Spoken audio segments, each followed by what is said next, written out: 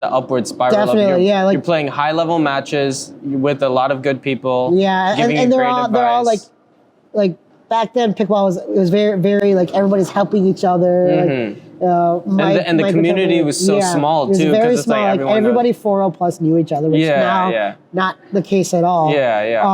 But it was fun because like players would come from all over, and my second month with that group, this random kid comes from Whitewater, University of Wisconsin Whitewater. I'm like, who is this guy? He's skinny. He's it's pretty fast. Like, who's this guy? It was Zane Navratil.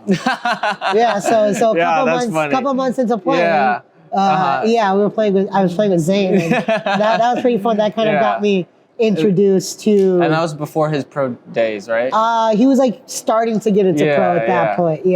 But it was really fun, like, getting exposed to that level of playing. That really kind of shot me upwards. That, and then I started playing with Dave and Madison over COVID. That, kind of took me to the next level. Yeah, awesome. So did you ever have a point where you were, like, really invested in lessons, or it was mostly just... So I've actually never taken a pickleball lesson. Really? All I have learned was through playing with really good players, watching footage on my own, and kind of making mental notes. That's how I like to learn too. Part of it is because I'm frugal, but also part of it is because I feel like I'm absorbing what I need to in the moment. And like, how big of does YouTube University play in this whole thing? For me, it was huge because I was watching like the best players at the time. Like all the live streams and stuff. There weren't really live streams at that point. It was people would record matches on their phone and then post them later. But so that I would like look at one player and think about one thing I wanted to copy from them. And watch a lot of footage on them. Kyle. What's an example? Like Kyle Yates, the topspin drop. That's like a staple of my game now. I was one of the first to be doing it. In the lower 5-0-ish levels. So like I watched that, and I was drilling all the time. I was drilling more than I was playing. It was good because I always had someone to drill with, and Jen, who Victory. We were drilling nonstop. So that was what kind of led to my going on. So the drilling being a big part of it. The drilling and the being exposed to high level play early on. Definitely. Awesome.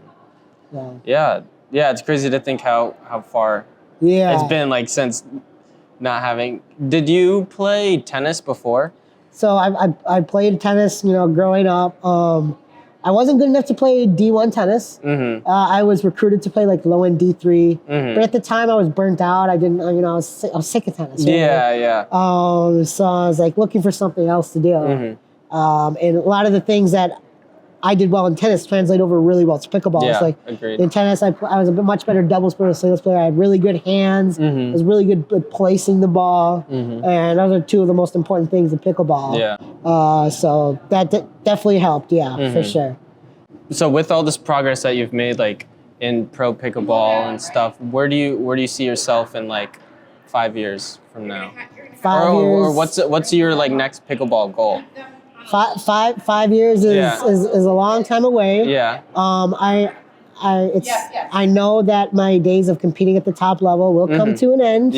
Probably, within the next few years, and not, sooner than I would want. But I'm trying to transition into teaching a lot of pickleball players. I want to transition to a role where I'm teaching high level pickleball players only. So like I've talked about it with my bosses. Like our plan is right now I'm teaching everybody.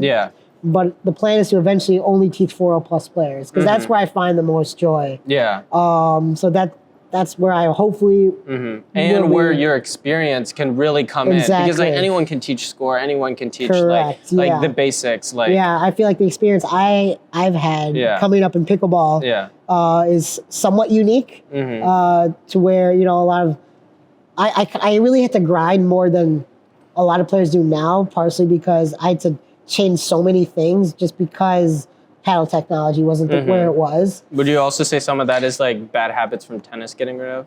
Definitely, for sure. Like I can usually tell, like when I have a new person and I'm teaching for the first time, and they're stepping into their volleys, right?